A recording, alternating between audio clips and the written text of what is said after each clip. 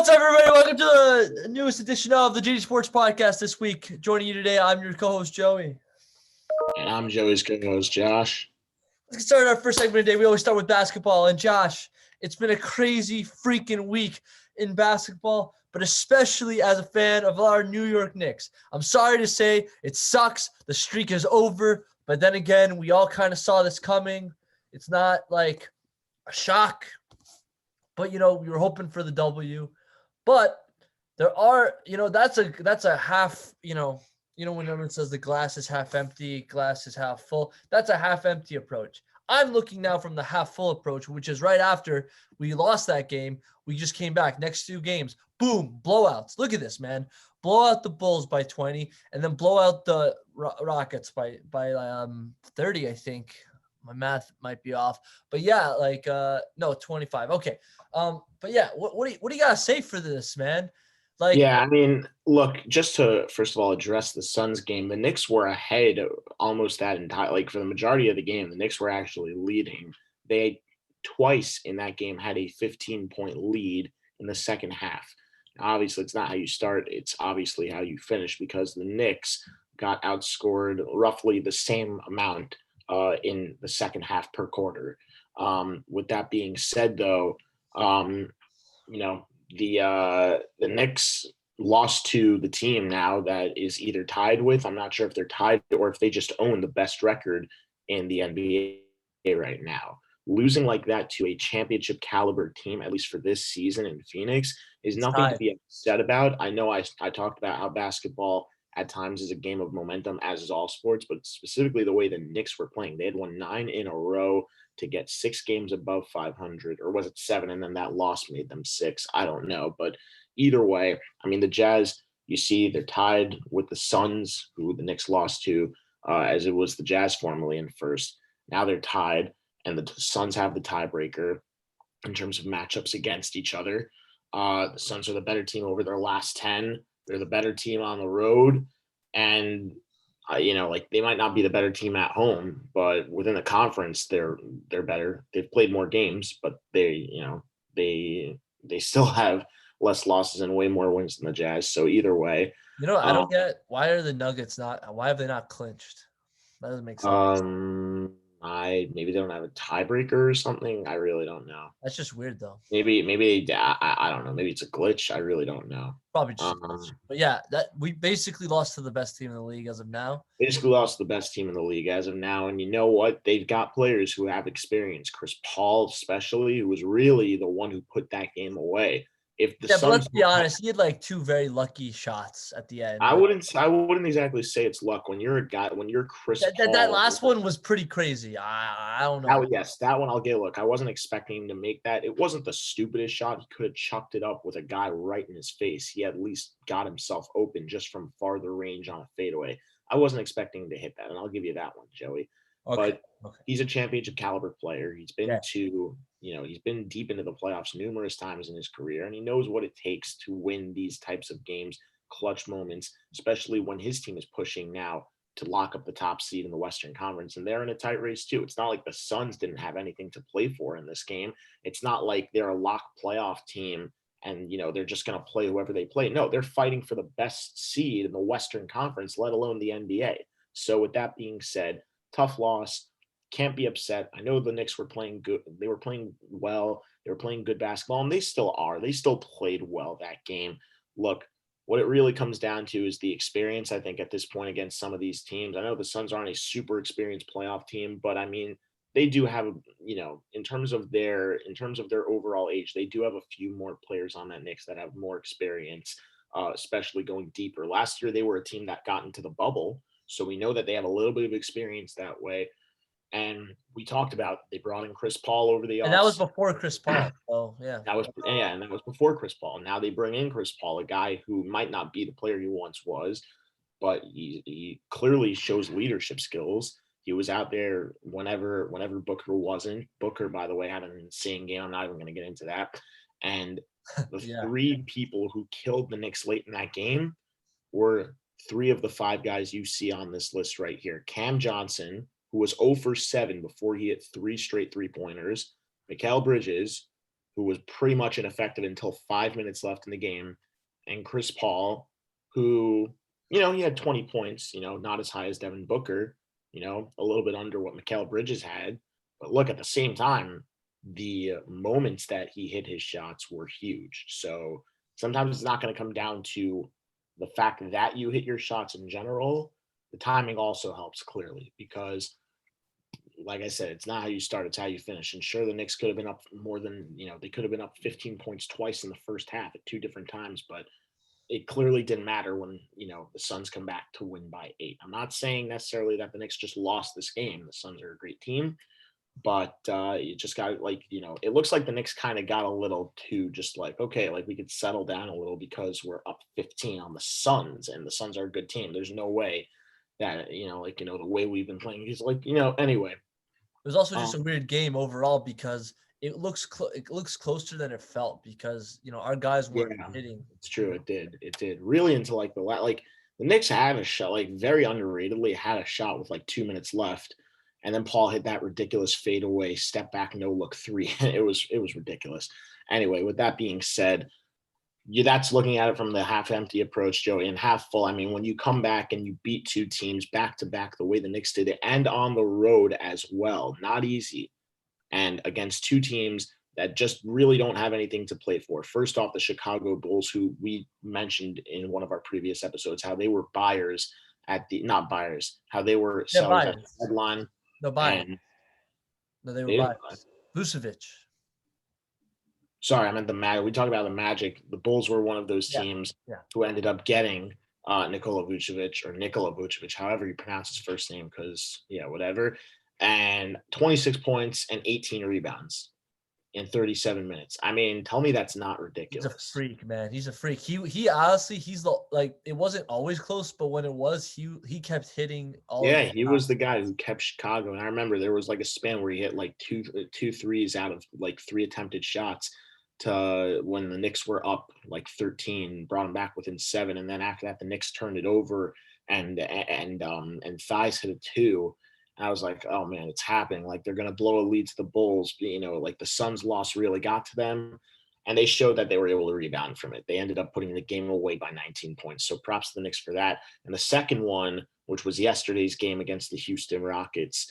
Rockets are a team that was eliminated from the playoffs a while ago. They might end up being the worst team record-wise in the NBA. They still have a possibility to do that. And I know that doesn't sound like, whatever. They really still can. And they are nowhere near as good as Chicago record-wise. With that being said, Walt Clyde Frazier said exactly what the Knicks had to do, which was just never look back. He said, a lot of times it's easy to get fooled when you're playing a team that's well out of it the way the Rockets are. They have no chance to make the playoffs. They've been eliminated for days already. It doesn't even matter. But that, ironically enough, is what makes them such a dangerous matchup here because they have nothing to lose. So they don't care what happens at this point. They'll go out and they'll play with everything they have. They have nothing to play for. So they'll just go out there and, who cares if all their players get technical fouls? They don't need to save them for the postseason. Who cares if they're super, super aggressive? You know what I mean? So props to the Knicks for being able to handle that. It was a bit closer in the first half than it actually ended up being. But I mean, look, they were able to pull away. Obviously, I feel like it'd be almost rude to the point if we didn't mention Julius Randle again with another 30-plus point game. And RJ with another 20 point. RJ with another 20-plus point game. Derrick Rose, who hit 4 3-pointers this game, not something we've been used to seeing him doing this season really throughout his career even. And Emmanuel Quickly, who didn't exactly blow up the way you expect him to, but boy, did he hit his shots were so freaking deep. His from shots the H. Were so I remember there was like the last. He shot from the H in H. From the H over the logo from center court that read H-Town, H-Town for Houston. He shot from the H, which is a good 6 feet behind the arc, which is crazy. And yeah, I mean, also good to see that Kevin Knox and Obi Toppin are getting more time. And something they talked about at the end of the game, I think we're going to wrap up basketball with this, Joey. Sorry, one more thing. But just alluding to this game, where on the broadcast they were talking about the fact that Tom Thibodeau had put in, he pretty much emptied his bench with, more than like a minute to go in the game, because the Knicks realistically now are looking at, potentially being able to clinch that fourth spot in the Eastern Conference. And we know, Joey, that obviously you want to have your key players step up in the playoffs, but playoffs really, what's the best thing to have? It's your depth. It's to have a healthy team. We saw it. We've seen it in every other sport. I'm not even going to get into specific examples. And we saw it specifically last year in the NBA playoffs in the bubble as well. Obviously, the Heat were battling injuries and the Lakers weren't. And that was a huge, huge fact. I'm not saying the Heat would have won, but just, that's the biggest stage. That's the last round. That's the NBA finals. Wasn't Bam? Yeah, so it was. I'm not saying the Heat would have won, but I'm saying you never know when you have a healthy squad what could happen. And I'm not going to get into other examples and try and back myself up because there are just too many to pick from, and I'd go on for like a 3-hour tangent, which would take up way more than the rest of the time. Yeah, I'm not a big fan of load management, but it was just we were up by like 20 at the time, so I'm just like, okay, fine, yeah, bring them out. Yeah, no, it was a little sad though, because I'm like they're not even gonna score the whole time, it's just like practice at this point. And the only points was Kevin Knox. He got fouled. He hit 2 3 throws. Like, good for him. But I feel bad, I feel bad that Knox and Ntilikina, our first round picks, are just not playing. So I hope either they play more or we get rid of them for a star. I hope one of those things happens because I don't think it's fair because and look, I'll back that up. But at the same time, also, I mean, I'm okay, for example, if he wants to leave Quickly in, to be the point guard of that group, because Quickly's still a rookie. I know he's been but so is Obi, right? He wasn't playing. Obi wasn't playing a lot, but when he started playing, look what Obi can do. He's have some defense. He's got the dunks. He even shot a 3. I'm pretty sure. So he's doing stuff. If you gotta give him a chance at some point in the game. I don't know.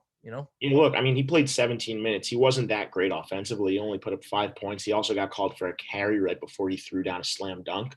But other than that, I mean, to get a couple assists and a rebound here, or a couple of rebounds and an assist, I mean, he's a big guy, and he's very athletic. I'm sure he's going to be fine going down the road. It's been a weird year for the Knicks, more than just the NBA, obviously, with COVID and everything, but especially under the new coaching staff, right? The fan base just wasn't there really for the entire first half of the season, just under first half of the season. And he started to, he's slowly, you could see the improvements, not just because obviously everyone assumes that it's in your stats, it's in your points, it's in your rebounds, it's in your assists, it's in your blocks and steals and all that. It's in your field goal percentage. It's, in the percentage of looks.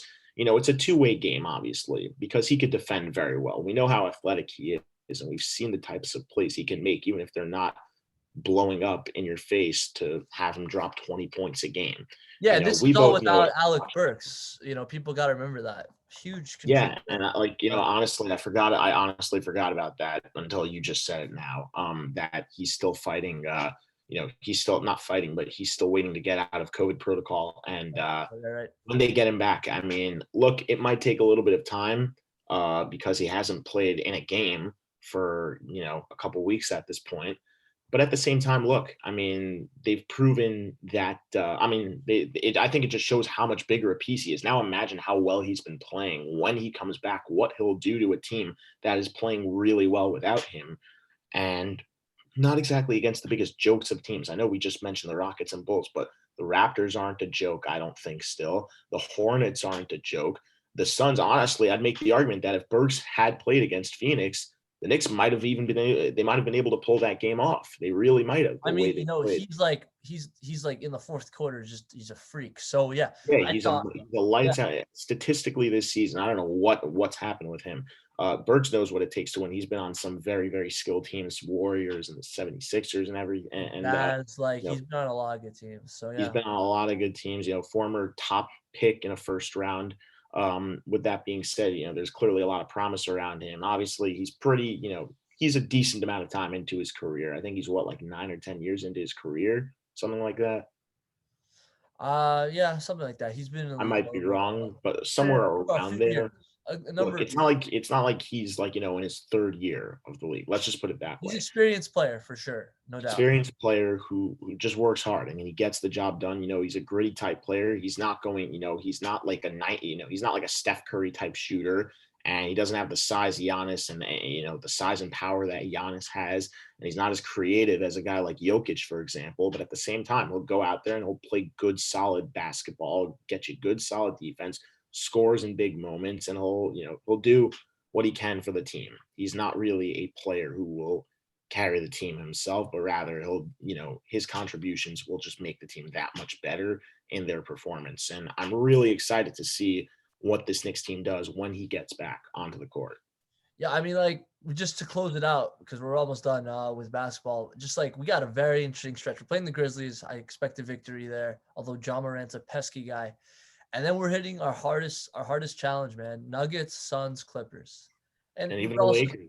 You can see the Lakers too. But the thing is, I'm not as scared about the other teams as I am the Suns, because the Nuggets, as we all know, Jamal Murray's out for the year, so that goes in their favor. But they did sign Austin Rivers, so maybe they picked up Aaron Gordon in a trade right. as well. So maybe like with their new revamped team, they're still a threat. Suns obviously are probably the hardest team we're going to play. Clippers, you never know, because are they going to rest Kawhi? Are they not going to rest Kawhi? If it depends, right? And the Lakers, LeBron. Well, look, to be fair, also, Joey, the Clippers don't need Kawhi to make or break that team against the Knicks. That's true. But I mean, you still got Ibaka. You've got Batum, who's having a solid year. He's kind of revived his career a little bit. There's still Paul George. I know they don't have Lou Williams anymore, but Patrick Beverley's still a fantastic defensive point guard to have. That's helping run your offense. And where would I be? Like, I'd be a fool to also not mention Serge Ibaka. I mean, like, or Marcus Morris. I also forgot about him. Yeah, and in the Lakers, LeBron and AD are back, I'm pretty sure, at this point. Although they're still, and they have Drummond still. Yeah, so no easy games. No easy games. Yeah. So I mean, even their last 3 games. I mean, the Spurs aren't a joke. The Hornets are going to be fighting for a playoff spot, and the Celtics are also going to be fighting for a playoff spot. There's no rest the rest of the way through this season. 8 games.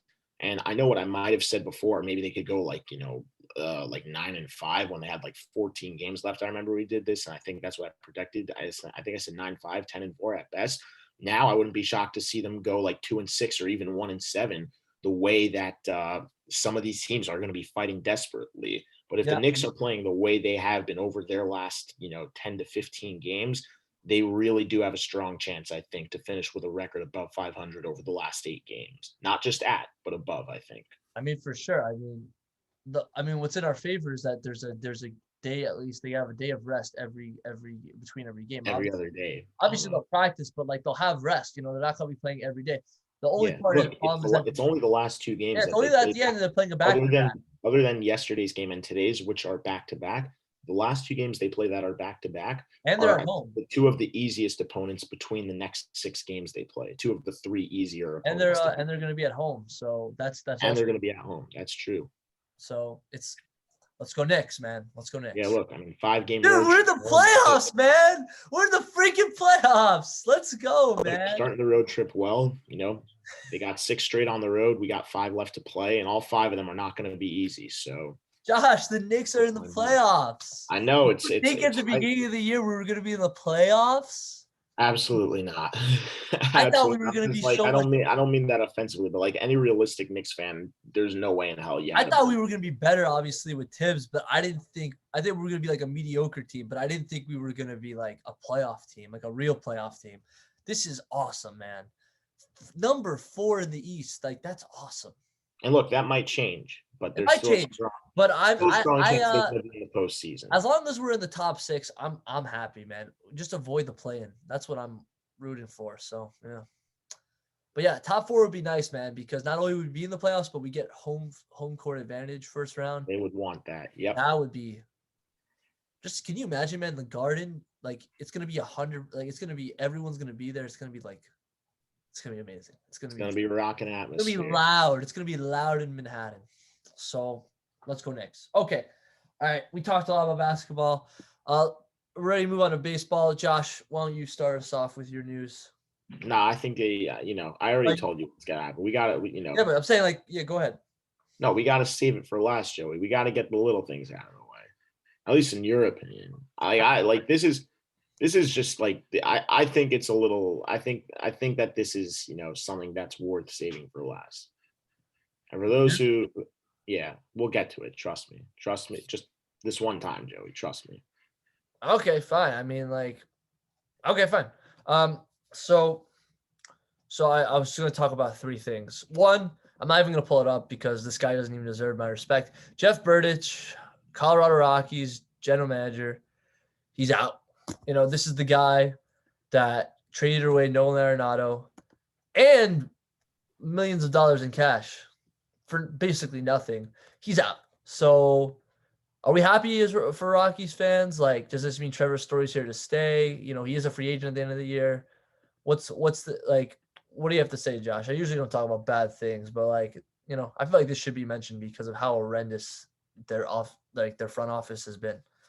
Yeah, I'll tell you what I think. This isn't necessarily about the GM with the fact that he's gone, or the former GM at this point, I should say. But I think it's more around Trevor's story now that you mentioned the key name. Is he here to stay? Because when Nolan Arenado, signed that huge contract extension, he was told by the organization, we're going to bring players in to help this team win. Because in his last year of his contract, they were a playoff team. They went to the wild card in 2018. Signs the contract for over $200 million going into the 2019 season. Maybe it was after the 2019 season or whatever. The bottom line being that they did not bring anyone in. He gave him another year. Nothing happened. He clearly wasn't opposed to being traded, and there were multiple teams involved. At some point, the Mets were involved in trade rumors. The Cardinals were. The Rangers were involved in trade rumors as well. Even the Angels to some extent. And then, because Anthony Rendon obviously hadn't. I mean, that was when they first came up. But throughout like the last year or so, those have been the teams involved. With that being said, eventually ended up going to the St. Louis Cardinals. He okay, whatever. He was clearly not happy about the fact that he was told something that didn't happen. And who can complain? The Cardinals have been a pretty solid team so far this season, and Arenado's off to a pretty solid start with them. New change of scenery. People expected his numbers to drop just a little bit because of the so-called Coors effect, and he is proving so far that while defensively, you can't criticize defense for, I guess, where is playing. If anything, you would expect him to maybe get a little bit better because of how the ball travels and the atmosphere you have physically in Coors Field, that it's a harder park to play defense in. You expect a lot of offensive numbers to be put up there, or a lot higher offensive numbers to be put up there. And Arenado's shown he hasn't skipped a beat defensively. The change of scenery is not affecting his play after he built a home in Colorado for the last 6 years. And at the same time, he's becoming a leader on this team slowly. I know that the Cardinals have been a playoff team the last 2 straight years, and most of the pieces have been around even longer than that, like Yadier Molina, who, by the way, recently became, I think, the first catcher in MLB history to catch 2,000 games with the same franchise. Adam Wainwright's been there a long time. Even some guys like Matt Carpenter and and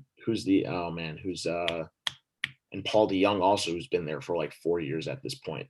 They have some guys who have been around quite a long time. So Nolan Arenado to come into a completely new town, having accepted him, obviously he's a superstar player, but I mean, great to see the way he's working. That's now Trevor Story's pretty much in the same boat, because when they decided to ship off Arenado, they basically, obviously they acquired tons of prospects, and maybe they'll be good in like 5 to 10 years. But Trevor Story doesn't want to stick around and wait for another 5 to 10 years for this team to be a playoff team or even a World Series caliber team. And that hitting core is really basically just down to Trevor Story, Charlie Blackmon, and maybe someone would argue like CJ Cron at this point. Not that many hitters left in that lineup. Yeah, you're like maybe Josh Fuentes. He's still young and he's still up and coming, so it's a little hard to tell. But other than that, I mean, like Raimel Tapia, no. Ryan McMahon has, really cooled off after a red hot start. The pitching there is not particularly strong. There's no more Kyle Freeland pitching like an ace. There's no more, like John Gray's not really an ace. Herman Marquez, he has his moments, but he's nothing spectacular. and the bullpen's just not really that good either. Trevor Yeah. Story is being talked about as obviously one of the top free agent shortstops that's about to come up on the market come this coming off season. One of the guys who the Mets specifically were in talks with of potentially wanting to acquire if they weren't going to sign Lindor long term or extend Lindor long term. And now that Colorado has made it their priority to try to lock up Story, Story is actually kind of hinted to the fact that he doesn't want to stay there. It's interesting that you mentioned, why would he stay? Right. I mean, like Like Blackman's a great guy to be with, but I mean, you Arenado can't have two also guys is. carrying your Tough. offense. Yeah. This is a team that on paper prior, coming into this season, before Arenado got traded, looked like an incredible offense. I mean, we knew what Arenado could do. We knew what Story and Blackman could do, and we knew even what McMahon would be able to do, and and even to an extent what CJ Crone could do before. I forgot, it was like I mentioned it before. And you expect some of those guys, especially like the newcomers, such as CJ Crone, who's been a power threat everywhere he's gone, with the Angels and with the Tigers and with the Minnesota Twins, where he had arguably his best season of his career, hitting over 30 home runs, to come into a place like Colorado where it's not going to be a shortened season. And obviously any player can be extremely hot or extremely cold for 60 games, but 162 games where you've got all the time to get yourself together, get yourself composed, and come in and just mash, because that's all he really does. He's not an insanely good defensive player, but I mean, if you've seen what he could do with the bat, then it looked like an excellent signing for Colorado, and it just hasn't been that. Arenado shipped off. I think Story's going to be out. I don't think he's going to want to stay, and honestly, I wouldn't be surprised if Blackman gets shipped off next. If I'm Colorado right now, I'm going into full rebuild mode. They already shipped off Arenado for a ton of assets. I think that right now, you got to focus while Trevor Story is still, really going to, while you could still get value for him. Because if you wait till the offseason, he's going to be a free agent. He's going to be an unrestricted free agent. He'll go wherever he wants, wherever's going to pay him, right? Wherever he feels is the right fit for him. And somebody's paying him because he's someone's going to pay him because he's arguably the best shortstop in baseball right now. I still think it's Francisco Lindor, but I mean, he's not far behind at number 2, if you ask me. I mean, I want him to go somewhere else just so we can make the Coors effect die, because I'm sick of the Coors effect. I mean, I'm sure there is some validity to it, but there's no way it's entirely accurate, because look, it's not going to change. No, but look at other people. Look at Arenado. Look at Blackman. Look at DJ LeMahieu, Tulo. Those guys can play outside. It's ridiculous. They've proven it. And congrats, baseball. This is where you're gonna have your all-star game. Good job. Good luck with that. Great. I'm sure it'll be fun for the home run derby, but yeah, obviously. But the actual game is gonna be who's gonna show up? Who the hell's gonna show up to that? Anyway, I guess we'll see. Anyway, yeah. Before I get into my second thing, I just want to how Tree always has his lolcow. I want to nominate our crazy mofo of the week. It's Amir Garrett. This guy is nuts. This is the guy a year ago that fought a whole team, and now he's just screaming at Rizzo, after striking him out, and I'm just dude, I get it, you struck him out, but you're losing, But then again, I think it was Marcell Ozuna who did a selfie after he hit a homer, even though he was still losing. So I don't know, Josh, what do you think? Can someone still feel good about themselves, even when they're losing? And in this case, is he still feeling good about themselves, or is he crossing the line, screaming at Rizzo, I don't know. What do you think? Cause it's crazy. He's a crazy dude. He's a crazy dude. I think that is a little crossing the line. And at the same time, I mean, sure, if you want to feel good about yourself and you want to try to showboat like that, that's fine. But guess what? If you're losing, everyone else might, while you might know the reason you're doing it, everyone else is going to look at you what the hell are you doing? You're an idiot, because clearly you don't get the message that, you made a big play. If you're down 1 run, I understand. But if you're down 5 runs and say, as you mentioned, Marcell Ozuna comes up, hits a home run, right? They're still getting blown out of the water, right? And all of a sudden, I'm going to take a selfie. You know what I mean? No, I mean, it's funny, but I mean, it made me laugh. I laughed, Yeah, I know. Look, it's one thing to say, for example, the most iconic one I could think of that, you hit a home run and you're losing. Francisco Lindor's grand slam against the Yankees. He didn't even tie the game, They were still down a run or two. But I mean, look, playoff game, you bring your team back within 2 runs, and late in the game, they were down 6 before. I mean, you still have a chance at least. That's a time for you to get fired up, when you're building momentum and you get a play like that and you're still in the game. But for this, it's nowhere near the same, especially the same type atmosphere and the same level of play. It's a completely, like, I'm not going to say it's irrelevant. Every game counts, but at the same time, like, we're barely like a month into the season. Like, really? Yeah, right. And and the second thing I want to talk about is someone's hit a milestone, and it's Joey. It's Joey Votto. He hits his 300th home run against the Chicago Cubs. You can see here at the bottom of your screen. And this thing is just absolutely what a tormented. freaking bomb. Just like, look how freaking far it goes. And you can see right there in that sign. Yeah, he hit a big boy. Just good for him. And like, just what do you gotta say, man? The dude's had a pretty interesting career by far. Some people might not even think he's the best player on his team, because you got Moustakis and Castellanos. Like, what do you think, Josh? What do you think about all Castillo still? Yeah, Castillo, yeah, like. Yeah, I mean, Joey Votto's a guy I've had a lot of respect for. He's never been a dirty player. He's always respected other teams. Now he can get a little, I think, he is one to sometimes overreact, but at the same time, it's never something that's really super, super crazy that isn't worth, even like thinking, you know what I mean? Like he's a smart player in his approach toward everything. And he is, obviously with him, there's a little more understanding as to why, he might do something that most other players wouldn't do, for better or for worse.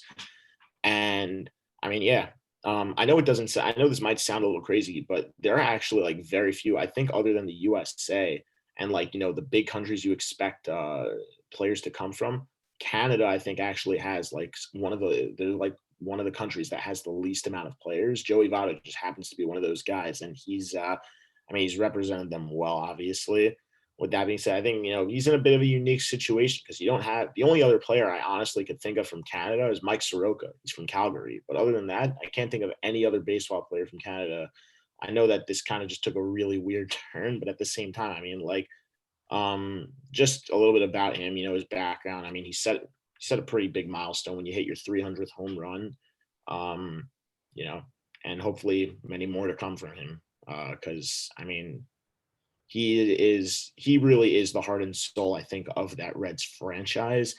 Maybe not the best player on the team, but if you look at what he's been through and how long he's been through them earlier in the 2010 decade when they were, really a very strong team and always a playoff team for like the first 4 years, from 2015 to 2019 when they were really just like an absolute laughing stock as well. And he swallowed it and he fought his way through it, and props to him for not ever really like going out and bashing the front office for just, almost not, I don't want to say not caring, but they didn't really make a ton of moves until 2020. 2019, they kind of got out of the water a little bit when they went out and they got Yasiel Puig, and Castillo came up, and they got Sonny Gray, and in the middle of the year they traded for Trevor Bauer. But yeah, it's funny because we talk about the Reds, right? And I talk about who's on the Reds. And really props to Joey Votto for his respect that he's been able to, that he's been showing throughout his career. Yeah, I just realized he's on the Reds, so it's just funny because we're talking about the Reds and that fight when he fought the whole team. What sticks out to me is not even just him; it's that Yasiel Puig. He was the one. Also, he was a big part of that fight. And that same day, I don't know if you remember, that's the day he got traded to the Indians, but he didn't know, for Trevor Bauer. So I always thought that was pretty funny that he's like. Well, I did actually. I do remember that. He's like fighting for his team, but it's not even his team anymore. It's like really funny. And then like Bauer chucked the ball into center field like that was like 2 days before he got traded. Yeah. That was crazy when he did that. Yeah.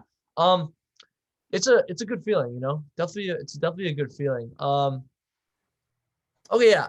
Before I get into anything, just really, really quick random tangent. I just want to show you. This came up on my Reddit. Just like take a look at this, Josh. What do you think about this? Great Thanos quote. Great meme. I like it. Yeah, I think it's good. I think it's not too bad. Not too bad. Okay, and then my last thing I want to talk about is just Yankees done a great job. You know, they've had 4 shutouts already this season. You know, Jameson Taillon, props to him. He's won his first game in 2 years. You know, he's had injuries, so I'm happy. You know, and I know And everyone's even when he hasn't been injured, he's been on a pretty shitty team in the Pirates.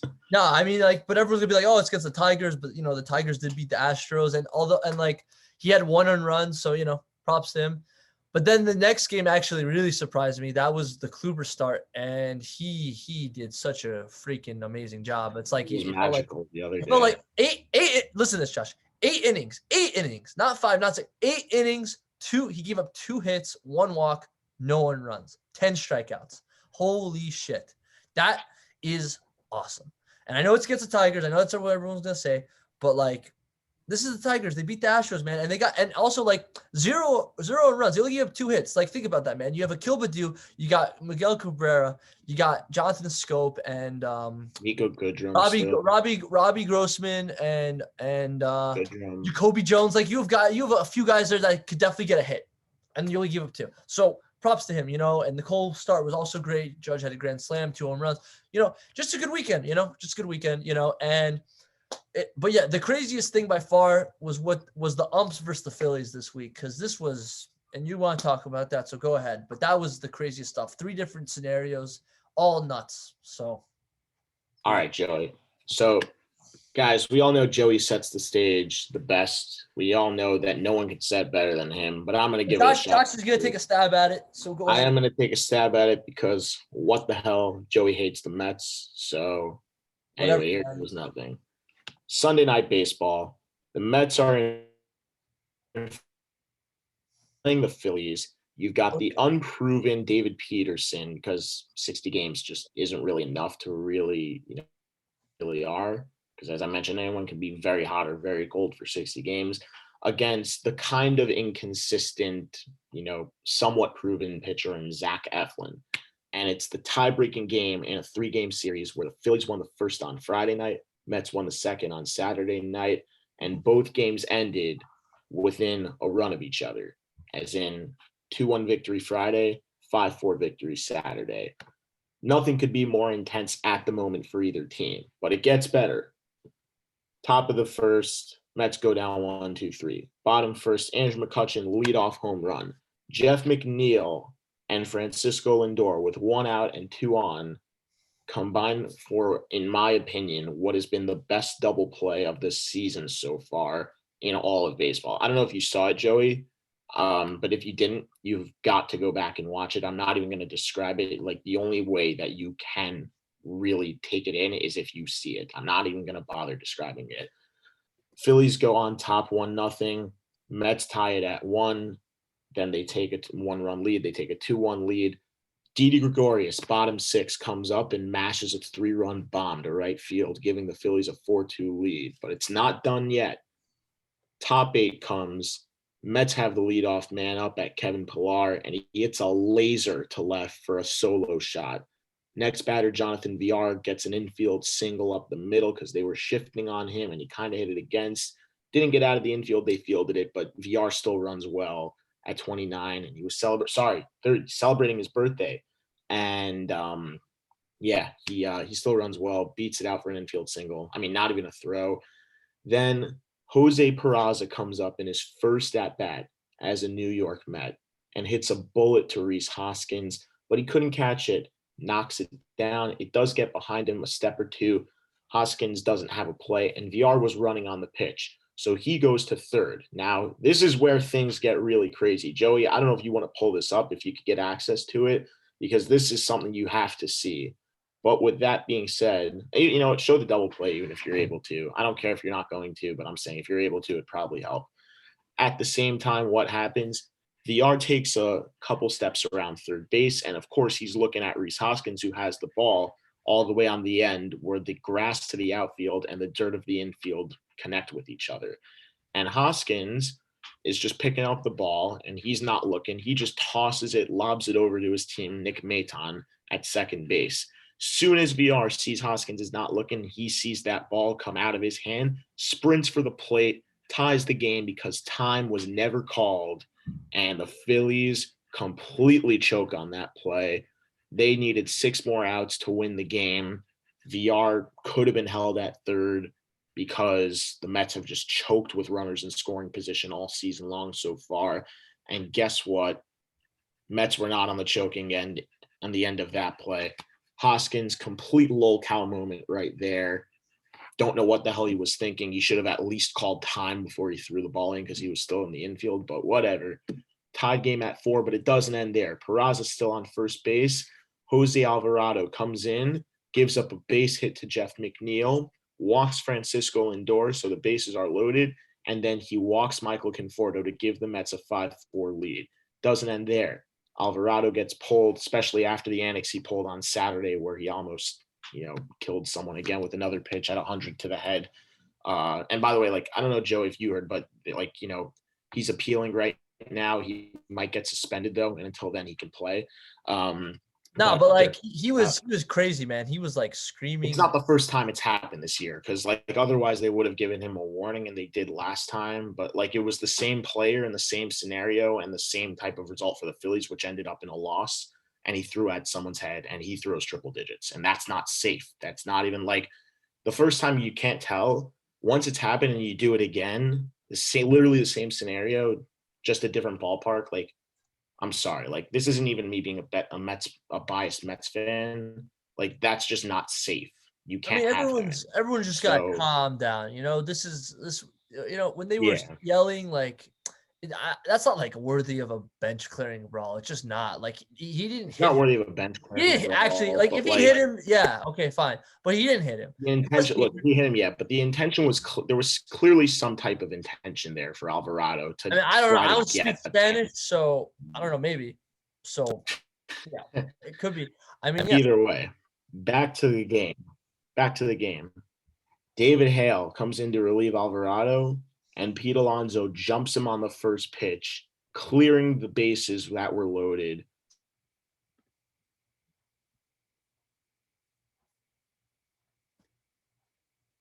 Lead, and the Phillies go down 1-2-3 against Trevor May in the 8th. Top 9 comes, Mets go down. They don't score a run. Bottom 9 comes, and this is where things get absolutely retarded, okay? Edwin Diaz comes in with a 4-run lead, walks the first guy in 4 pitches. McCann goes out to him because none of them were close and talks to him, gets the next guy in, I believe it was Nick Maton, to pop out. Yes, it was. Pops out. Next guy he faces is Roman Quinn, and Roman Quinn rips a triple to the right center field gap. Didi Gregorius scores. He was the batter who was walked to lead off the inning. Quinn, with outstanding speed, is now on third base with 1 out. Next guy comes up for the Phillies. I don't remember who it was. I think it was might have been Andrew Knapp who pinch hit or something for the pitcher spot or something like that. And he strikes out. And then this is where it gets crazy. Matt Joyce, 1-2 count, 0 for 9 in his career against Edwin Diaz, draws a walk from down 0-2 to come back and keep the game alive after fouling off a couple pitches too. Next guy is Rhys Hoskins, who comes up with the it wasn't that. McCutchen struck it out for the second. Joyce comes up, he walks. Then it's Rhys Hoskins, the guy looking for redemption after that certified just lolcow moment back in the 8th inning. 2-1 count, gets a fastball at 100 right down the middle and mashes it to right field. And they call it a home run. They thought it cleared the fence and it hit a seat. And if that's the case, yes, it's a game-tying 3-run home run. Matt Besgersian and Alex Rodriguez are going insane. Besgersian gives his iconic Santa Maria call after he says it's a game-tying 3-run home run. But hold the phone, because they go to replay review, because the ball did come back into the field and Conforto threw it in. Now, this is where things get very interesting, okay? I said at the start, this is where it gets – this is the craziest point right here. What happens? Umpires review it. Hoskins is fired up. The Phillies fans are fired up, and the Mets are all no, that ball was in play. It wasn't a home run. Replay review did indeed show that the ball did not hit the seats. and that it actually hit the top of the fence and the railing in right field at Citizens Bank Park. And by rule, for the dimensions of that park, even if it hits the top of that railing and it's above where the bottom of the stands actually are, it must clear that fence and that railing for it to be called a home run. Bounced off the very top of it and came back into play. Now, the debate is basically they're making it a ground rule double, basically, is what happens. Now, sometimes, even if you have a runner who could easily score on a ground rule double, they'll bring him back to third because forcibly he's not going to score. Because they reviewed this and they saw where the runners were, because everyone was running and Hoskins even stopped at second because he wasn't sure if it actually cleared the fence. Asked the umpire who was by him, and he said, "No, we got you a home run, so keep going."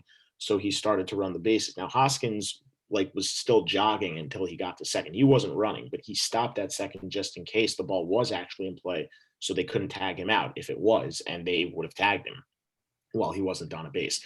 But both runners had scored already. Quinn was on third, he scored easily, and Matt Joyce was running the whole way, so he scored easily. And after review, while they didn't give Hoskins the home run, they did give him an RBI 2-run double. So the Phillies fans are shocked.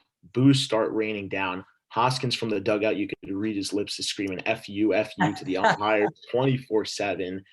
And then it's down to Bryce Harper in his first game back since getting hit in the face by a pitch against the Cardinals. Missed the first 2 games in the series against the Mets. Boy, oh boy, would it be crazy if in his first game back he clutched up for them. Well, he I don't know, didn't. man. You got hit in the face. Strikes I out, wouldn't expect you to come back. strikes out swing on a nasty sinker from Familia, which, by the way, according to some people, is strike 4. Joey, I don't know if you were watching it, but basically Familia paint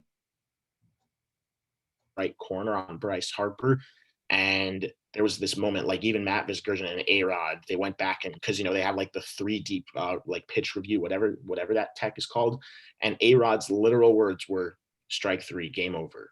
Literally, you could say, there's coloration in the zone. And if it catches part of the strike zone, it's part orange. If it's all the way out, then it's only blue. And half the ball was orange, which means in the strike zone, game over. And they have it measured for each umpire also, which is what makes it so unique. That's how they know. So either way, Harper, that was ball 2. It was a 1-2 count. Rojas was livid from the dugout. Familia just didn't even bother because he didn't want to make anything even crazier than it was. And Harper eventually ends up fouling the next pitch off and getting struck out anyway. And the Mets win.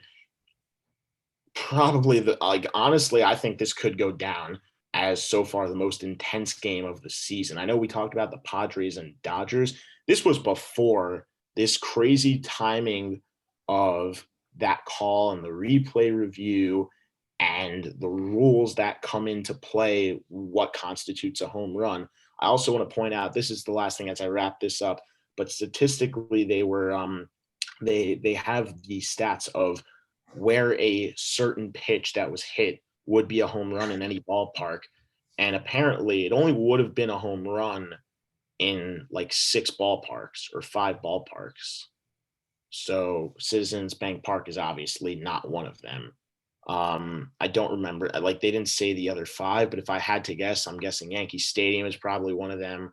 Citi Field's probably another one because the fence there is not extremely high. And also it just has to clear that orange line rather than clear into the seats. And excuse me, if I had to guess another, maybe Fenway, all the way down the right field line, if that's where it was. But either way, yeah, I mean, the bottom line being that it wouldn't have been a home run in most ballparks. But it was really close. And I honestly lost my mind watching it, thinking, okay, they had a 4-run lead. The one thing also to know is that the ironic thing is, while Diaz did have a 6.5 ERA on the dot coming into that game against the Phillies and a lifetime 1-3 record, not just as a Met, also with the Mariners, even in his historically good season, the 3 hitters he got rocked by the most are actually the 3 hitters in that lineup he's been the most dominant in his career. Hoskins is 0 for 9 against him in his career. Joyce was 0 for 9, not is, but was at the time 0 for 9 against him in his career. Joyce was 0 for 9 against him in his career, and he didn't face Harper. He came out of the game because he was actually hurt on the pitch that Hoskins hit. But he's actually, Harper's 0 for 10 against him with like 7 strikeouts against Diaz also, apparently, which was just mind-blowing to me because he's so good statistically against those players, even though he's like so crappy against that team that he just completely whatever. I'm not even gonna bother. He fucked it up big time. So, I mean, like, I don't know if you have anything to add to this, but like whether it's on the game itself or maybe like, the decision of the umpires, like, because we've seen a lot of wacky stuff within the first month or so of the season. Josh, props for setting the stage, but you blew it. You fucked up. You forgot the craziest part about all of this, man. The umps, man. It's all about the umps screwing something up. And they screwed the pooch hard on this Phillies call. How could you forget Andrew McCutchen being called out for running out of the baseline when he clearly wasn't? It's a different game. That's a different game, buddy. So was the Alvarado thing with Smith. But like you didn't, but you mentioned that. I mentioned that because he faced him later and he threw at him. No, but I'm saying like the big thing was when they were screaming at each other, not afterward. Okay, but the point was that's why I asked you if anything else to add. Yeah, this is what I have to add. The refs, I don't know what's wrong with you guys. What's the point of replay if you're not gonna why aren't you gonna use it, man? Like, come on, man. Like, look, to be fair, I mean, like to be fair, look at his fucking footsteps. I'm just saying, I know, yeah, like it was a stupid call. The umpire didn't have great positioning, but like that's still a pretty clear cut and obvious call that he's not out of the baseline for 2 reasons. One, he didn't get tagged. Like, yeah, he wasn't even in the grass. It wasn't about getting tagged. He wasn't in the grass. Yeah, he didn't touch the grass, and the runner sets their own baseline. That's how it works. If you to run straight. Meaning if he wants to run 5 feet off of first base when he starts, as long as he goes in a straight line, that's fine. But for him to completely curve around, that's something else. And even so, he still didn't do that. He ran straight. I don't know how in the world they called him out over there. At the same time, though, this is the only thing that really works in his favor. If you're not going to give me the thing on positioning, which I'm not really fighting for, I'm just saying like maybe that was something. But to be fair, this actually being a legitimate case, that play is not a reviewable play, even though they have it. Why? Why isn't that reviewable? I don't know why, Joey. I almost wish it was, because I don't care if I would have gotten burned this time. There'd be so many plays I've watched over the years that the Mets have not had go in their favor because of the fact that they're not reviewable. So like everything could be reviewable. Like, why not? I don't know why. I don't know why. If they're going to, maybe there's some calls they just assume are so clear cut and obvious. But this guy didn't get tagged. You look at the replay. He get tagged, it wasn't about getting tagged. It was about getting out. It was about fine. Either way, he didn't get tagged. He didn't touch the grass. He straight his footprints. Like, why does Joe Girardi have to They clearly need to do some adjusting to the rules. Man, I hope so, man. Of what you can use replay for and what you can't use it for. Okay, so I think we covered baseball fair enough, right? Yeah. Okay, great. Yeah. Holy shit. Football. Guys, if you haven't seen it, go back and watch those highlights because because they're nuts. Yeah, and if you want commentary, obviously subscribe to John Boy. That dude knows how to explain things. And I'm trying to figure out which I should talk about first because obviously I want to do the draft, but I want to talk about the little news first. There's like 3 things. Do the little news. I want to figure out. I'll do the meme one first. Hold on, because I know you definitely heard about this, but I want your actual opinion on this because this made me laugh and also like. You mean my actual opinion or my fake opinion? Like which? Why don't you just give both? Just Tim Tebow. Starting tight end for the Jacksonville Jaguars. What in the hell? Oh my gosh. He tried out last week to tight end of the Jaguars. And we don't know if it's confirmed or not, but the fact that they're even considering a comeback, former New York Jet, New York Met, like not gonna be a tight end. He actually, and Bronco, don't forget. And Patriot underratedly. If he really is considering the comeback, I mean, like, good for him. Tight end. I don't know, like what I don't know what's crazier, like the fact that he's trying to make the transition from like quarterback to baseball player to tight end, or the fact that he like underratedly played for the Mets to some extent. You know what I mean? Like, Yeah, it's oh weird, my man. God, He's had a weird career, man. weird career. And don't get me wrong, in one of his first seasons with the Broncos, he was fantastic. No, But obviously, man. Like, yeah, yeah, like that was the year the Giants won the Super Bowl against the Patriots the second time in 2012, sorry, 2012 postseason. right. But that is so freaking funny. Oh my gosh. And This I was can the only day. imagine This was the day of the if draft, they man. like, does that mean if they like run out of quarterbacks that he's gonna be quarterback Like, playing tight end?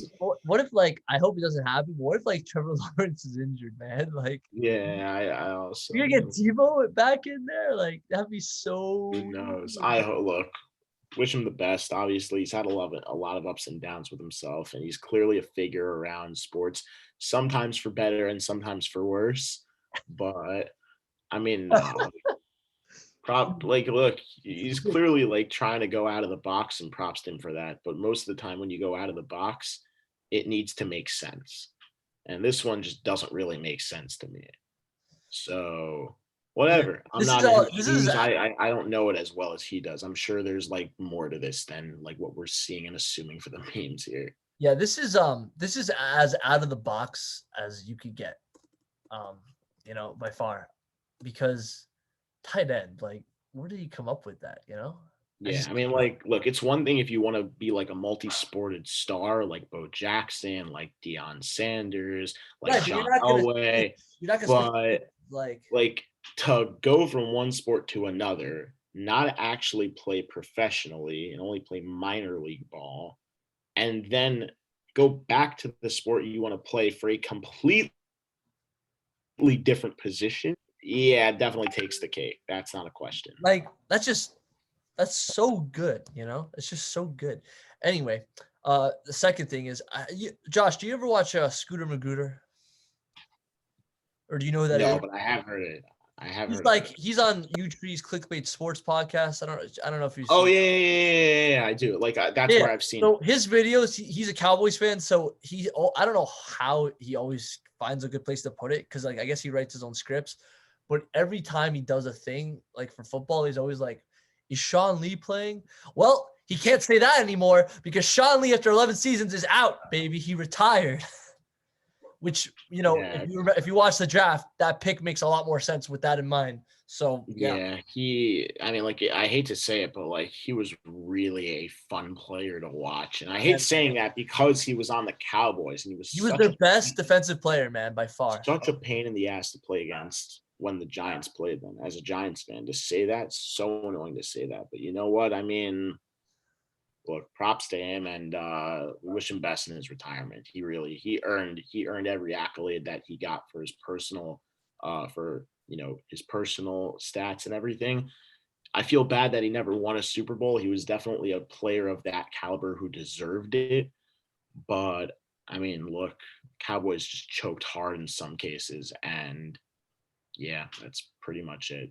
I feel like as linebackers go, he was probably one of the best. Him or like Luke Kuechly, like just Yeah, him and Kuechly are always going to be the top guys around in that conversation over the last decade. And Khalil Mack, you could make the argument, but he's pretty late he onto the scene in terms of the last decade. He's got a long way to go still. So, yeah, but yeah. like you consider Khalil Mack a linebacker technically, like And he might. Bobby Wagner also, don't Yeah. forget. He's still playing, but like Yeah, among but Bobby Wagner's got a lot more in his career to go. Like he's not retiring anytime soon, I think. very underratedly. And he might, like, honestly, I think he's the best linebacker in the game right now. I think he's better than Mack because he's been doing it for longer, but I don't think it'll take that much for Khalil Mack to overcome him, really, if you look at what Mack is able to do, at least. Yeah, I Yeah, mean, you're gonna call me crazy, but whatever. Like, I'm no, gonna no, stay. no. I'm just shocked. That's all. I'm just shocked That because I would say that. yeah, I didn't expect you to say that. No, So but I think he is. right, okay. Now here's a quite a story, right? Panthers. Let me do a mini setting of the stage. Panthers. You trade for Sam Darnold, right?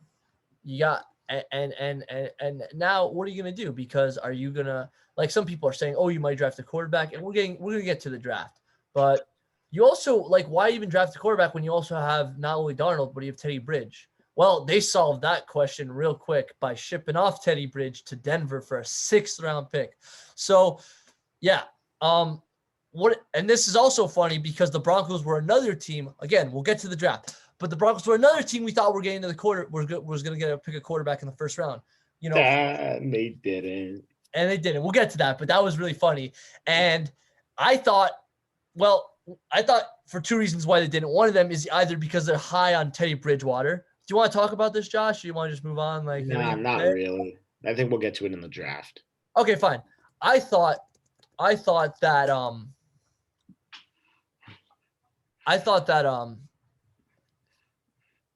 they didn't pick a quarterback because either A, they were high on Teddy Bridgewater, or B, because Aaron Rodgers is in a feud with the front office and has requested he wants out either to Denver, right, Oakland, or the 49ers. So holy shit, Josh, did you see this coming? Because No. I did. No, I did not. No, I did not, especially after having an MVP caliber season. Hell to the no did I see him wanting out of Green Bay, where a team is super young, really, except for just him. Adams has finally become that true superstar, number 1 wide receiver, arguably the best in the game right now. And you've got obviously Robert Tonyan, who broke out this year. You've still got a very solid number 2 guy in Allen Lazard, who is slowly breaking out onto the scene as well.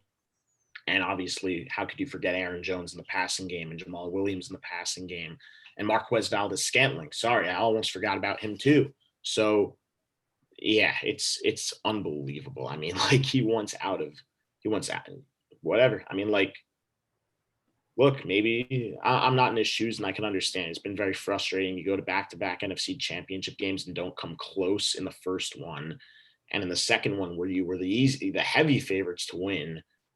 Yeah.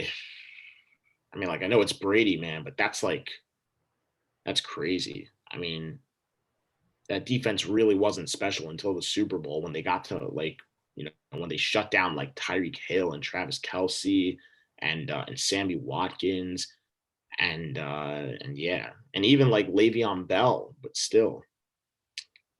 I mean, let me double back. I'm not gonna say I expected it because I just said that. What I mean is I'm not surprised because yes, they were in the NFC Championship, but you have to remember 2 things. Number 1, why the hell do you kick a field goal, Matt LaFleur? What's wrong with you? Yeah. And second of all, they did Rodgers so dirty last year after he also was in the NFC Championship by drafting Jordan Love, man. They traded up to get Jordan Love. It's not even like he was just there. They traded up to get him, man. Like, I thought like I'm not like he's. I feel bad for Rodgers. In all honesty, I do, and I don't blame him. But I am shocked that he still wants out. I'm not though, because listen, when you see someone like this is remember his predecessor Brett Favre. We thought that guy was going to be on the Packers forever, right? But guess what? They draft Rodgers right when Favre's having his MVP years as well, right? And Rodgers is now supposed to be under Favre, and you don't think it's awkward? Of course it is. Like, Favre's trying to be as good as he can, but I think Favre realizes that, like, they don't really want him there, like they want him there now, but they're not really going to want him there forever, So, and seeing them drafting a big guy made that clear, and he wanted out. He said, I want out, and he got traded, and then he retired, and then he joined the Vikings. And then, yeah, like, so, like, Aaron Rodgers, it's not surprising because, like, he wanted to be a Packer for life, and by drafting Jordan Love in the 1st round, they basically took that away from him, Yeah. Like, so, Josh, let me ask you this question. Do you think he'll be traded, and who do you think is going to pick him up? I don't think he'll be traded right now. But if he were to get traded, I would probably put my money on Denver because they haven't been great the last couple of years. So they do have some pretty high draft pick prospects they'd be willing to give up, or maybe draft picks in the future that they've acquired through trades. And maybe give him like Drew Lock back or something. I don't know. Along with those picks, just to give them a body.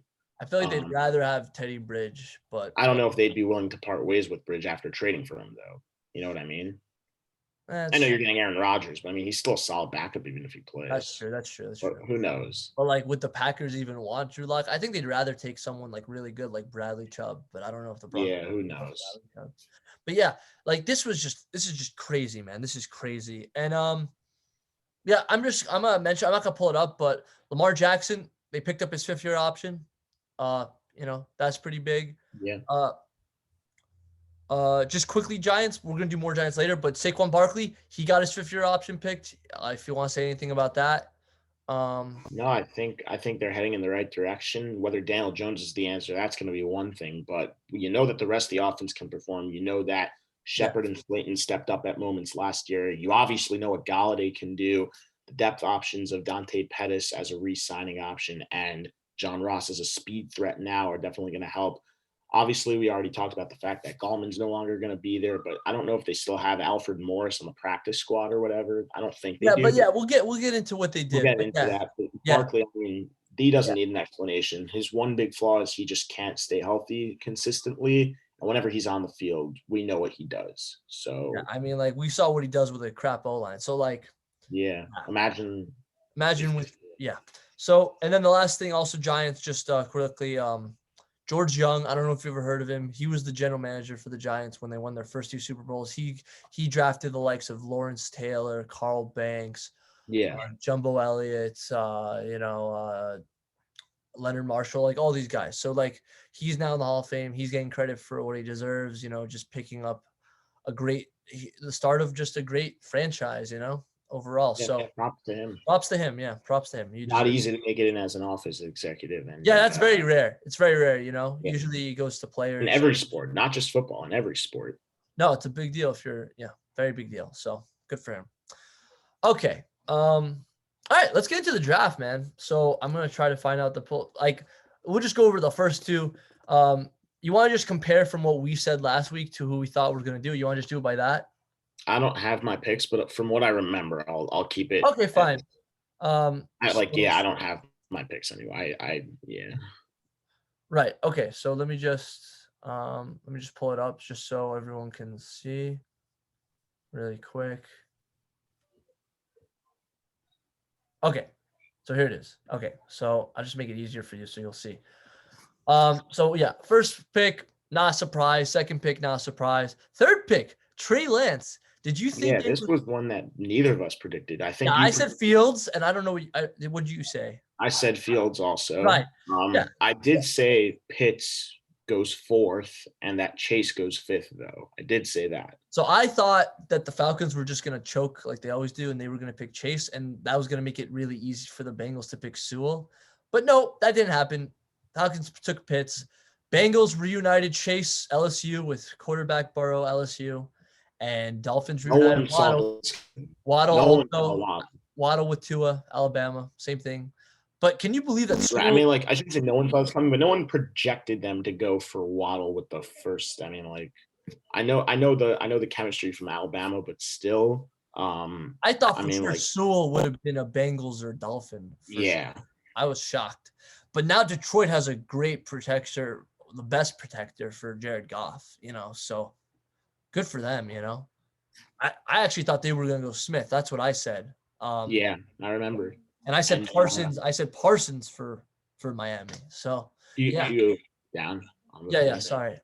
This thing. What the hell is this thing doing? How do I X this out? I don't know how to X this out. Whatever. Okay. Yeah. This was the first time I was actually shocked. Carolina picks J.C. Horn over Pat Surtain. That shocked me because that was a lot of people. Cornerbacks. I mean, I think it was pretty clear that Surtain was the better. Also, going cornerback. That I thought that was interesting too. But very, very interesting. And then the Broncos, who we all thought was taking a quarterback, but So now let me rephrase that. Let's rephrase. Not me, but let's rephrase that. We all thought they were taking Trey Lance. Once he was off the board, they clearly didn't have any interest in anyone else. Not even Justin Fields. That's what's not even Justin Fields, which is a little ridiculous, but okay. Right. I just thought that was crazy, right? So and then So then Fields, that means right. So Surtain, right? That's Surtain, and then it's the Cowboys pick. But wait, NFC East, just like Eagles. Fuck the Eagles, but also thank you Eagles because you made the decision a lot easier for us. Devontae Smith was right there, and I feel like a lot of people thought the Giants were going to take him. I thought we were going to take him or Slater, right? But then two things happened. One, the Eagles traded up for Devontae Smith, and two, the Bears gave us a crazy trade. They gave up two this first year's rounders. Well, no, this first round and first next rounders. year's. This year's and next year's, a fourth this year and a fifth next year, or was it the opposite? Either way, just something like that. But bottom line, we got two first rounders out of it. Either way, great trade. Great trade. I was just so happy. And then they get Justin Fields with it. And guess what? I'm not saying Justin Fields is going to be a bad player. We all know Ohio State doesn't have a great track record, but I still actually think he's going to do great. But the Bears themselves, among other teams, could have went O-line, and they didn't. And they need an O-line, to protect Justin Fields. So yeah. I have a feeling that if he ends up the way Burrow did last year, like he's still going to be good afterward. But if he ends up like Burrow did last year and he's out, they might have a top 5 pick, and that's going to be great for us, especially if we don't believe in Daniel Jones. I still do. I think it's his last year, but I still do. So we're gonna have 2 first rounders. One could be top 5. Like, I'm down, man. I'm down. And I'm down to just wait and see who's left on the board because a lot of people fall. A lot of people fell in this draft. And it's not surprising even because so many players opted out. So you're not really sure who to pick because, like, including Slater, right? Everyone's like, why didn't you take Slater? But to me, Slater also, he's a great player, but he didn't play last year. Him, Greg Rousseau, Micah Parsons, none of these guys played last year. So they all had great years the year before, but is that enough, right? And so it's an old question. Cowboys taking Parsons, and he's had character issues in the past. So part of me is like, is that true? Well, Jerry, if that's true, you got yourself a problem. Yeah, excuse me, one second. Yeah. Okay. I picked Lance to Denver. Okay, that was wrong. Yeah, I'm sorry. That's fine. I said Dallas would take Surtain. But Philly traded up to Smith. I said they took Slater. Bears took Fields. Waddle. They took Parsons. Yeah, I thought Philly was gonna get Waddle. I thought he was gonna fall. And then Chargers, right? I thought they were gonna get Darisaw because Slater would be off. But they got Slater. So, good for them. But at the end of the day, just know that your guy, he didn't play last year. So hopefully it's not a fluke, for them. Because Chargers, you've been through a lot. Jets trade up. Wait, now that you made me think, other than the other picks that might have been involved, that I think that kind of backs up my logic before saying that the Giants probably didn't have any interest in taking, not any interest, but didn't have as much as interest taking an O-line versus a receiver. If you look at what happened, because if they really want, I bet you that they probably knew there was no way they were going to get Slater past like pick number 12 or 13. So, that's why. No, but they could have had him. But I just feel like they probably thought the same thing as us. That like we can get a very good player, and like we invested in O-line last year, 3 picks: Matt Pert, Shane Lemieux, Andrew Thomas. Like we can't like it's a pressure year this year. Like we have to at least win the division, and make the playoffs, right? And if we spend another pick on a O-lineman, like. We can't wait for him to develop, we just can't. We need guys that already have experience, whether good or bad. It's got to help. And we just got to give Daniel Jones weapons. We got to give him as many weapons as possible. We got to give him his biggest chance to succeed. Otherwise, everyone's job is on the line. So, yeah. Jets trade up with Vikings to get Vera Tucker.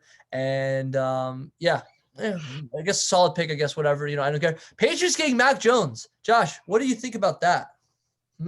Who's the starter? Yeah, who's the starter in your mind? Because this is the only pick I got right outside of the top 2. This is the only player I got right that was picked at this spot. So, yeah.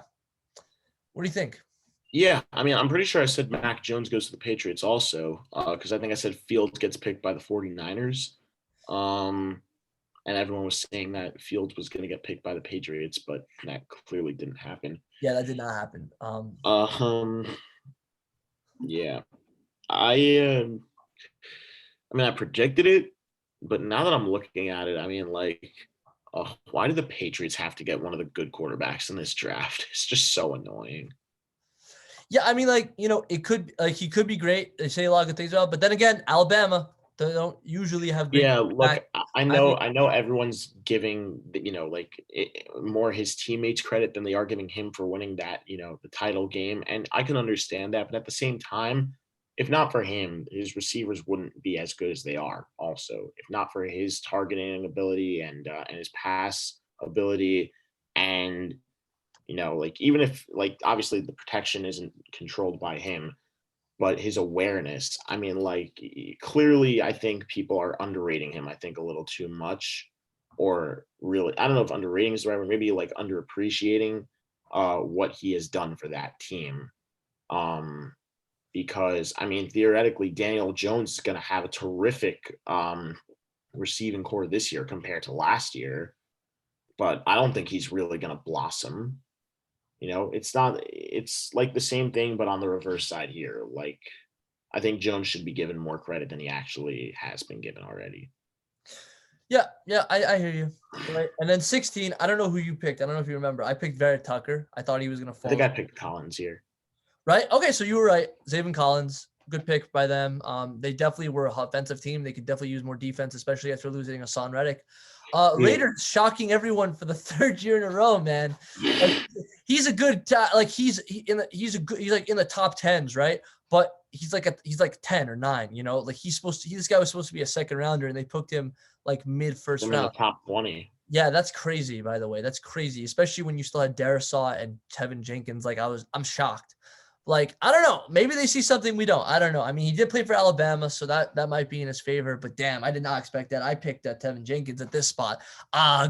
Listen, I still think John Reardon, he's historically been a great coach. So I still have, he had a good season with Jacobs and Darren Waller. So And we'll Carr see. had a strong season. Aguilar's not there, but he's still. Yeah, he's still he could still make bad draft picks good. Mhm. I still have faith. Although Cleveland Farrell's looking to not be so great. We're not calling Alex Leatherwood a bad draft pick. No, I know, just a reach.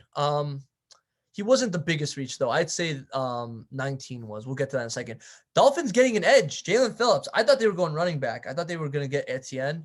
I don't know what you thought they were going, but I don't remember. I don't really remember past number 15, to be real honest. And I thought that they were going to get a linebacker earlier. I thought they were going to get a linebacker if they didn't get to replace Van Noy, but they didn't do that either. So, interesting. They didn't address a need entirely, but yeah, good for them. This is one that shocked me. Jamin Davis. I'm like, who is this? So it turned out this guy was this guy lit up the mocks the last day, but this guy was supposed to be late second, early third round pick. I'm just like, okay, Washington, you already have a good defense. Get another good. I'm just like, okay. I don't know. I feel like they could have went so many different places. I don't know who you said. I said.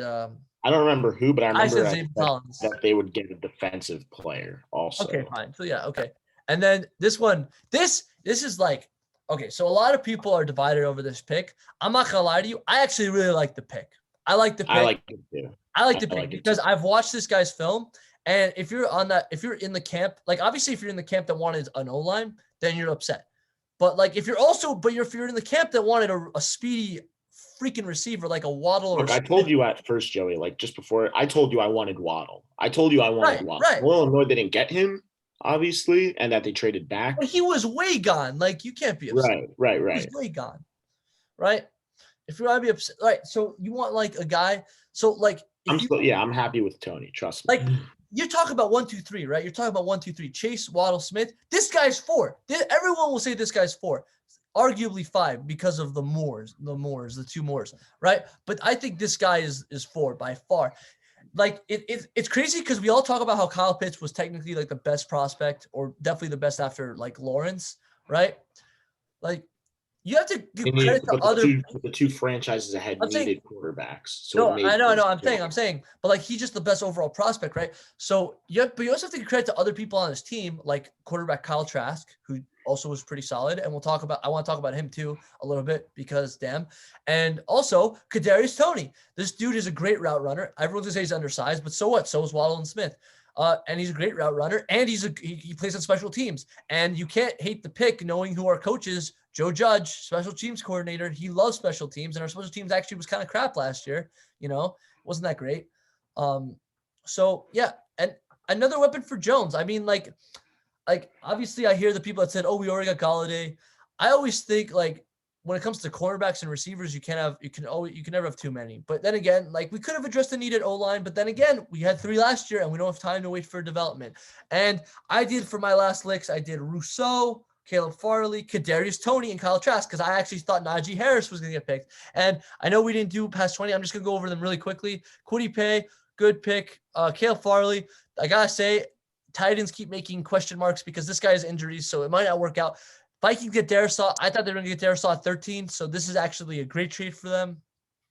Steelers getting Harris. I don't know if you watched Urinating Tree's reaction. One of the funniest things I've seen. It was so funny. He's like, why the fuck are you getting a running back? Who's going to block for him? And he went like crazy for 10 minutes. It was just really funny. Clemson. I think I did project, like now that I'm thinking, I think I did predict Harris to go to the Steelers, but yeah, like Clemson reunites Etienne with his quarterback. I don't like some people. I don't know. Like, you did the receivers LSU and Alabama earlier, and that was a year removed. And this is like the same year draft class. So that's just interesting. Also, people are like, why you do this? You have James Robinson. So like, I don't know. Cleveland, Greg Newsome, good pick. Baltimore gets Rashad Bateman. Okay. Payne Turner, reach. Stokes. Everyone's like, who gives a fuck? Rodgers is out. Bills got Rousseau, although he opted out. So he's a project. And then I don't even know anything. I don't know who this Ravens guy is. And the Buccaneers, you brought everyone back, including Antonio Brown. It doesn't matter who you pick. It just doesn't matter, right? To say the least. Yeah, and then I'm just going to talk about the two other Giants. But I want your thoughts. What do you think about the Buccaneers picking Kyle Trask? What do you think about that? Honestly, I didn't follow anything past the Giants pick. Okay, but they picked Kyle Trask, Florida QB. So, Buccaneers, Tom Brady. Like, do you have any thoughts on that at all? Like, yeah, I mean, Brady's contract is up after this year, and I honestly think Brady might call it a career after this year. I know it's a long shot. I think it's 2, but yeah, I think it's 2 years. No, it was last year and this year. It was a 2-year. He signed an extension, I think. So. Oh, maybe. Okay, so either way, but I mean, like, bottom line is, I think after he's done with the Bucs, he's actually like done. Period. So, if that is 2 years, then that's it. Like, that's enough time for a quarterback to develop and to bring him up, especially under a guy like Brady. If you're going to have him as the backup, for him to learn under a guy like Brady, then I think it makes sense. Yeah, and then just really quickly going over the Giants picks, they had very few. Gettleman. Oh my God, you made me so happy today because everyone said for years Gettleman has never traded back in his life, and he did it twice in this draft. Once in the first round. Joey, can we like just for also like timing? Like, I think we should try to speed up football from here. Okay, I'm gonna speed it up. Just let me get through this quickly. I just want to say at least 2 and 3. So round 2, we get Azeez Ojulari. I don't know if you saw, he's like top 10 edge. So he's supposed to be a first pick. He fell all the way to 50. That's a good pick. And one of our biggest needs, everyone says, was edge, right? So yeah, that was a good pick. And then round 3, also top 10 in his position, Aaron Robinson, cornerback. He's supposed to be a second round pick, fell to 71. Also a good pick, I don't know if you saw, there's clips going around him versus Toney, and it's actually a great clip because it shows both of them, and it looks amazing. It's like the best of both worlds, the defense and just the fact that he kind of gets open, like, just the best of both worlds. And I'm just going to go for this one a lot quicker. We got another edge, but I think he's going to play linebacker. We got a running back, which I thought was interesting. And then with our last pick, we got a one more pick. I think it was a linebacker. I'm trying to remember, but it doesn't really matter. The point is, though, like, I think we've had a good draft. It remains to be seen, though, because at the end of the day, the draft is not a guarantee. These players have never played at the collegiate level. Some of these players have never played, haven't played last year because of the pandemic. So let's go Giants, man. We'll see how it goes. Let's go Giants. That's all I could say. And that's all I have to say about football. And let's get into hockey. So Josh, is there anything you wanted to talk about, or because I just want to talk about one little thing before we get into Rangers, but yeah, is there anything you want to mention, or Josh? Hello? Yeah, nothing. I can't hear you. The video just cut out for like 5 seconds. I don't know if you were able to. No, I didn't hear you. Go again. You able to hear me now? Yeah, I can hear you now. Are you saying you can't hear me, or you weren't able to hear me? I was not, but now I can. I can't hear you now. No? Can you hear me? Can you hear me? Can you hear me? Shit. Yeah, I'm sorry. My video cut out for a second over there. I don't think it should be too much of a problem because I'm back. But anyway, with that being said, yeah, you said let's. I do just want to say before we do what we talked about the show before the show, what we were gonna do, which was our very very late last second playoff predictions for the teams Yeah, that it Josh, applies to. Josh, wait, Is Josh? and I just want to point out Okay. that Connor McDavid, by the way, still has somewhat a legitimate chance. I'm not 100% sure what the stats are. I'm gonna tell it is Joey. Real that just for this to load up before out. I'm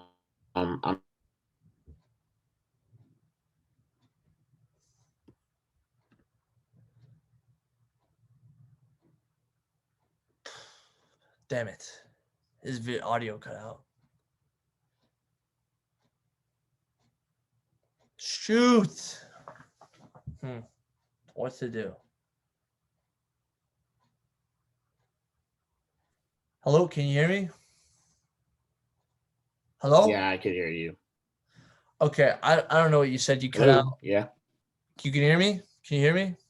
yeah, yeah. My video cut out. I don't know. I'm showing it shows full.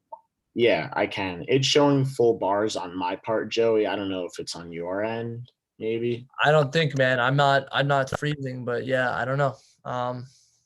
Anyway, I just wanted to show you this really quickly Okay. before we get into our So predictions. just give me a sec. I'm just waiting. Okay. I'll give you a second.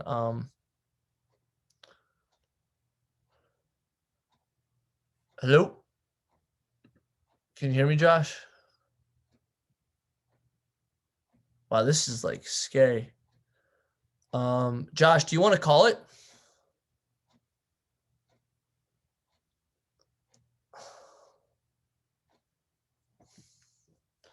Hey, Josh, do you want to call it and we'll come back? Or Josh, do you want to call it and we'll come back, or what?